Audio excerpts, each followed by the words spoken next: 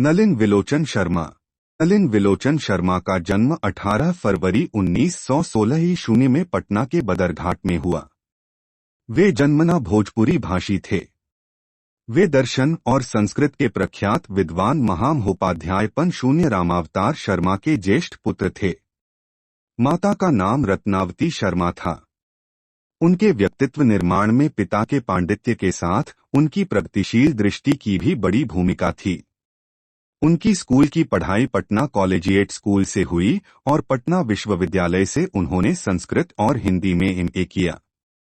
वे हरप्रसाद दास Jain college, आरा, रांची विश्वविद्यालय और अंत में पटना विश्वविद्यालय में प्राध्यापक रहे।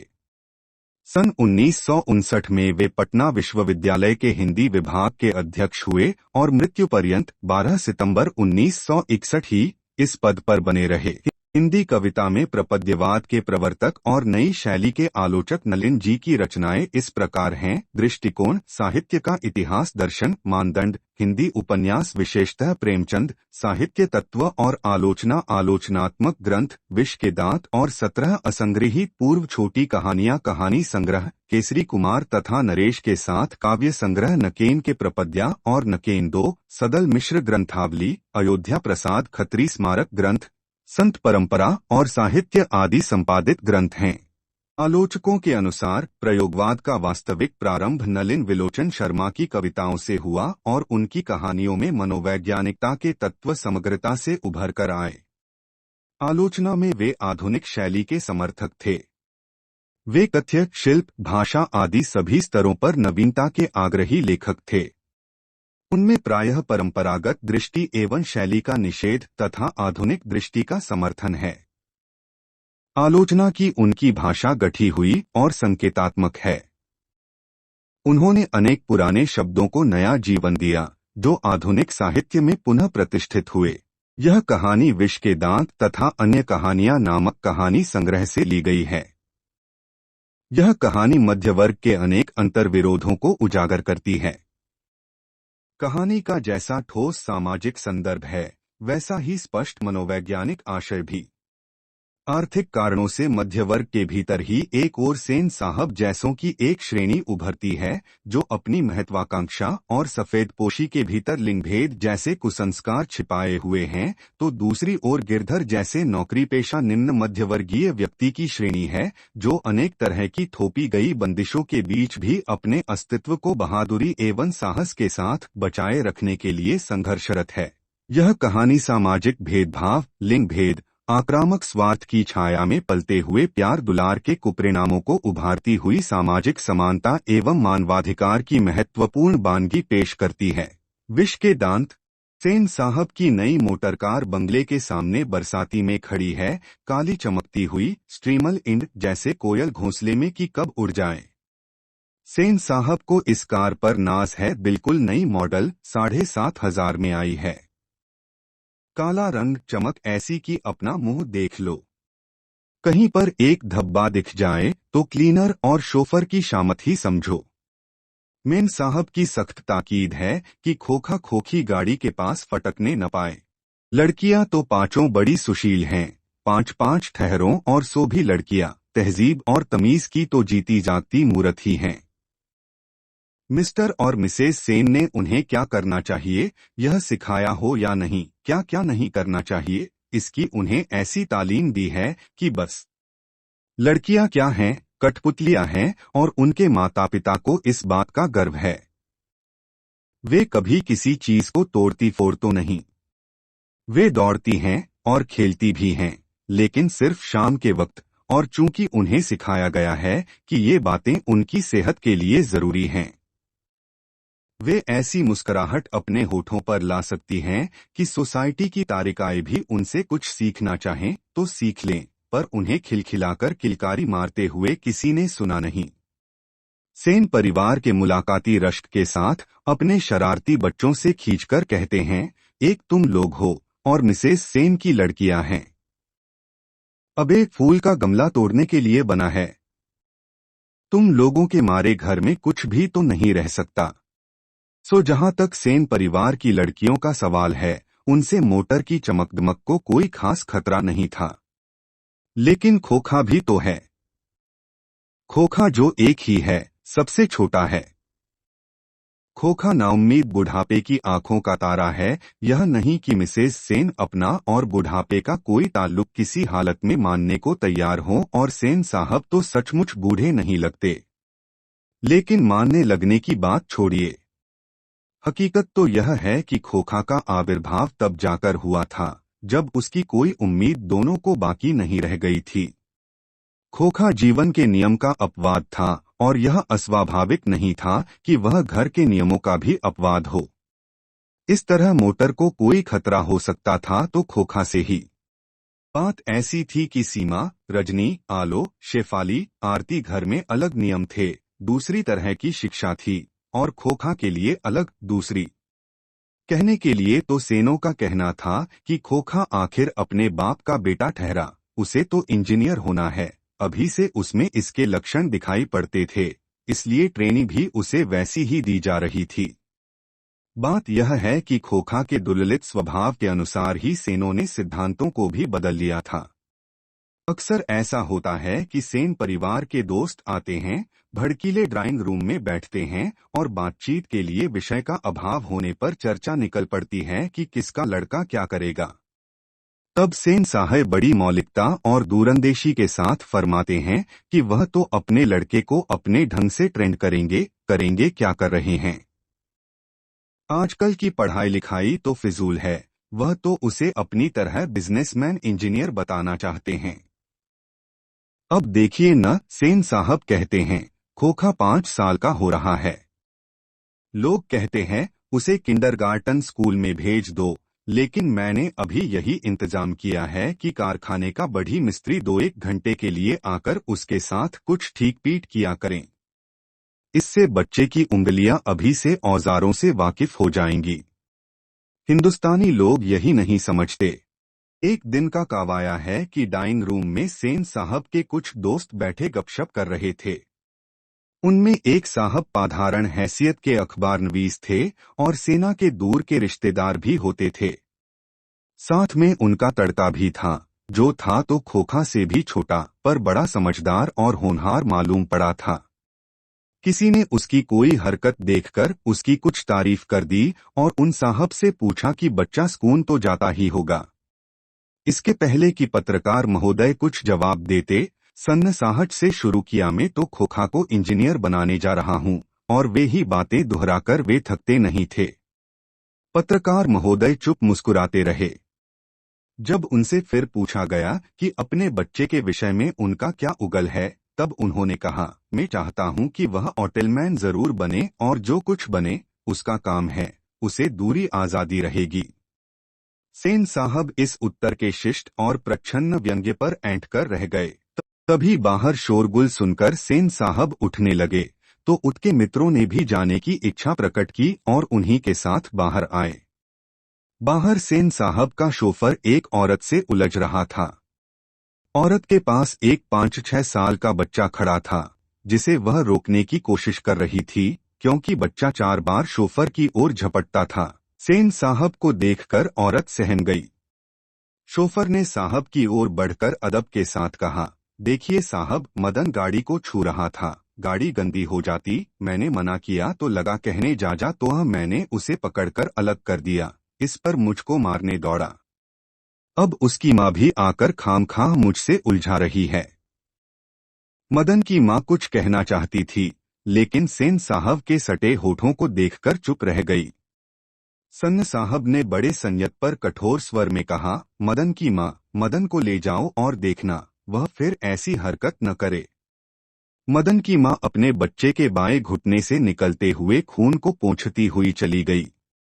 ड्राइवर ने शायद धकेल दिया था और वह गिर पड़ा था, लेकिन एक मामूली किरानी के बेटे को सेन साहब के ड्राइवर ने धक्का दे दिया और उसे चोट आ गई, तो आखिर ऐसी कौन सी बात हो गई।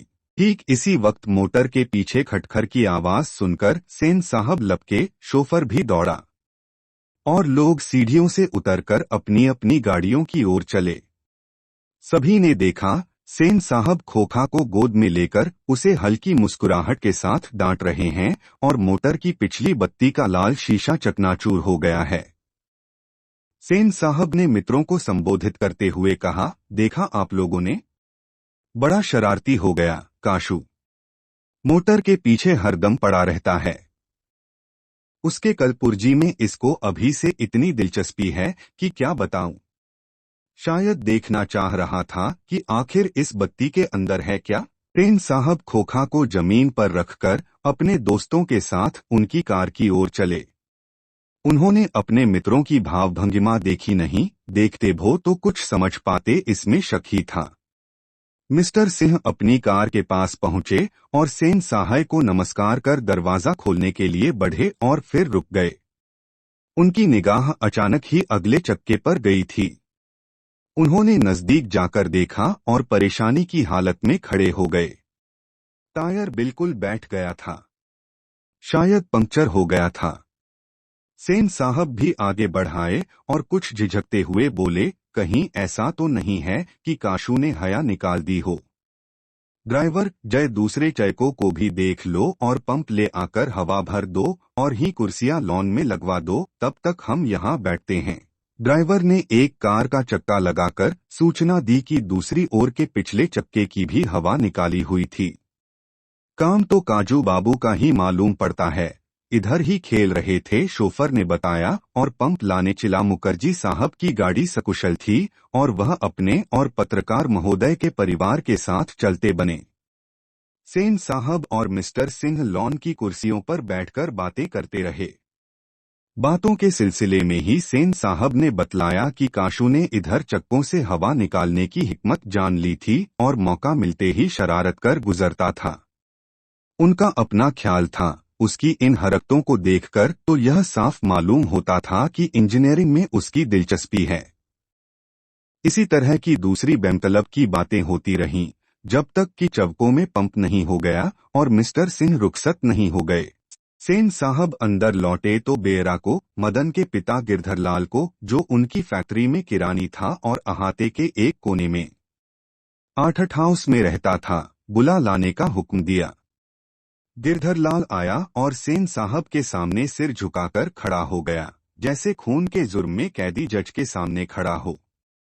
सेन साहब ने ठंडी बेलौस आवाज में कहना शुरू किया, देखो गिरधर, मदन आजकल बहुत शौक हो गया है। मैं तुम्हारी और उसकी भलाई चाहता हूँ। गाड़ी को गंदा किया वह अलग, मना करने पर ड्राइवर को मारने दौड़ा और मेरे सामने भी डरने के बदले उसकी ओर झपटता रहा। ऐसे ही लड़के आगे चलकर गुंडे, चोर और डाकू बनते हैं। गिरधरलाल कभी कभी जी कह देता था। सेन साहब का भाषण जारी था, उसकी हालत क्या होती है तुम जानते ही हो। उसे संभालने की कोशिश करो, फिर ऐसी बात हुई तो अच्छा नहीं होगा। तुम जा सकते हो। उस रात गिरधरलाल के क्वार्टर से आते हुए मदन के चीत्कार से सेनों का आरामदेह शयनागार गूंज गया। आराम में खलल पड़ने से कुछ मुझलाकर पिता सेन ने धर्मपत्नी से बड़ी समझदारी की बात कही, गिरधर खुद समझदार आदमी है, उसकी बीवी ने ही लड़के को बिगाड़ दिया है। मदन की यही दवा है। मेरी तो तबीयत हुई थी कि कमबख्त की खाल उधेड़ दूं। गिरधर ने ऐसी ही कड़ाई जारी रखी तो शायद ठीक हो जाए। माता सेन की नींद उचट गई थी। उन्हें मदन की कातर चिल्लाहट से ज्यादा अपने पति की बकबक पर खींच आ रही थी, लेकिन उन्होंने भी अपनी खींच मदन पर ही उतारी। कमबख्त कैसा कौए की तरह चिल्ला रहा है, भिखमंगा कहीं का, खोखा की बराबरी करता फिरता है। मदन का आर्त रुदन रुक गया था।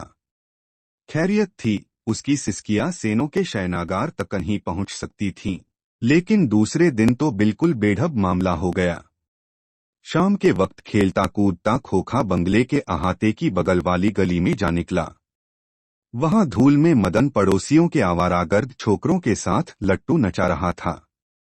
खोखा ने देखा तो उसकी तबीयत मचल गई। हंस कौओं की जमात में शामिल होने के लिए ललक गया, लेकिन आदत से लाचार उसने बड़े रोब के साथ मदन से कहा, हमको लट्टू दो, हम भी खेलेगा। दूसरे लड़कों को कोई खास उज्र नहीं थी, वे खोखा को अपनी जमात में ले लेने के फायदों को नजरअंदाज नहीं कर सकते थे। पर उनके अपमानित प्रताड़ित लीडर मदन को यह बात कब मंजूर हो सकती थी।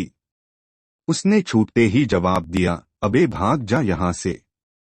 बड़ा आया है लट्टू खेलने वाला। है भी लट्टू तेरे। जा अपने बाबा की मोटर पर बैठ। आशु तैश में आ गया। वह इसी उम्र में नौकरों पर, अपनी बहनों पर हाथ चला देता था और क्या मजाल कि उसे कोई कुछ कर दे। उसने आव देखा न ताव मदन को एक घूंसा रसीद कर दिया। चोर गुंडाड़ा को होने वाला मदन भी कब मानने वाला था। वह झट काशू पर टूट पड़ा। दूसरे लड़के जरा हटकर इस द्वंद्व युद्ध का मजा लेने लगे, लेकिन यह लड़ाई हड्डी और मांस की, बंगले के पिल्ले और गली के कुत्ते की लड़ाई थी। अहाते में यही लड़ाई हुई रहती तो काशू शेर हो जाता। वहां से तो 1 मिनट बाद ही वह रोता हुआ जान लेकर भाग निकला। महल और झोपड़ी वालों की लड़ाई में अक्सर महल वाले ही जीतते हैं, पर उसी हालत में जब दूसरे झोपड़ी वाले उनकी मदद अपने ही खिलाफ करते हैं। लेकिन चच्चों को इतनी अवल कहाँ। उन्होंने न तो अपने दुर्दमनीय लीडर की मदद की, न अपने माता पिता के मालिक के लाडले की ही। हाँ, लड़ाई खत्म हो जाने पर तुरंत ही सहमते हुए तितर बितर हो गए। मदन घर नहीं लौटा, लेकिन जाता ही कहाँ। 8-9 बजे तक इधर उधर मारा मारा फिरता रहा। फिर भूख लगी तो गली के दरवाजे से आहिस्ता आहिस्ता घर में घुसा। उसके लिए मार खाना मामूली बात थी। डर था तो यही कि आज मार और दिनों से भी बुरी होगी। लेकिन उपाय ही क्या था। वह पहले रसोई घर में घुसा। मां नहीं थी। बगल के सोने वाले कमरे से बातचीत की आवाज आ रही थी। उसने इत्मीनान के साथ भर पेट खाना खाया। फिर दरवाजे के पास जाकर अंदर की बातचीत सुनने की कोशिश करने लगा। उसे बड़ा ताज्जुब हुआ, उसके बाबू गरजतरज नहीं रहे थे। उसकी अम्मा ने कोई बात पूछी जिसे वह ठीक से सुन नहीं सका, तो उसके बाबू ने झल्लाकर कहा, अरे भाई बतलाया तो। साहब ने सिर्फ यही कहा, आज से तुम्हारी कोई जरूरत नहीं, कल से मकान छोड़ देना और अपनी तनख्वाह ऑफिस से ले लेना। मदन के काम की कोई बात नहीं हो रही थी। उसकी सजा की तजवीज होती रहती तो सुनने की कोशिश भी करता। वह दबे पांव बरामदे में रखी चारपाई की तरफ सोने के लिए चला तो अंधेरे में उसका पैर लोटे से लग गया। लोटे की उन-उत की आवाज सुनकर गिरधर बाहर निकल आया। मदन की अम्मा भी उसके साथ थी। सदन चौंक कर घूमा और नार खाने की तैयारी में छाती को अपने हाथों से बांधकर खड़ा हो गया। मदन अक्सर अपने पिता के हाथों पिटता था, बहुत पिटने पर रोता भी था, मगर बहादुरी के साथ। गिरधर निस्सहाय निष्ठुरता के साथ मदन की ओर बढ़ा। मदन ने अपने दांत भींच लिए। गिरधर मदन के बिल्कुल पास आ गया था कि अचानक वह ठिठक गया। उसके चेहरे से नाराजगी का बादल हट गया। उसने लपककर मदन को हाथों से उठा लिया। मदन हक्का बक्का अपने पिता को देख रहा था। उसे याद नहीं उसके पिता ने कब उसे इस तरह प्यार किया था। अगर कभी किया था तो गिरधर उसी बेपरवाही, उल्लास और गर्व के साथ बोल उठा जो किसी के लिए भी नौकरी से निकाले जाने पर ही मुमकिन हो सकता है, शाबाश बेटा। एक तेरा बाप है और तूने तो खोखा वो दो दांत तोड़ डाले। हाँ हाँ हाँ हाँ।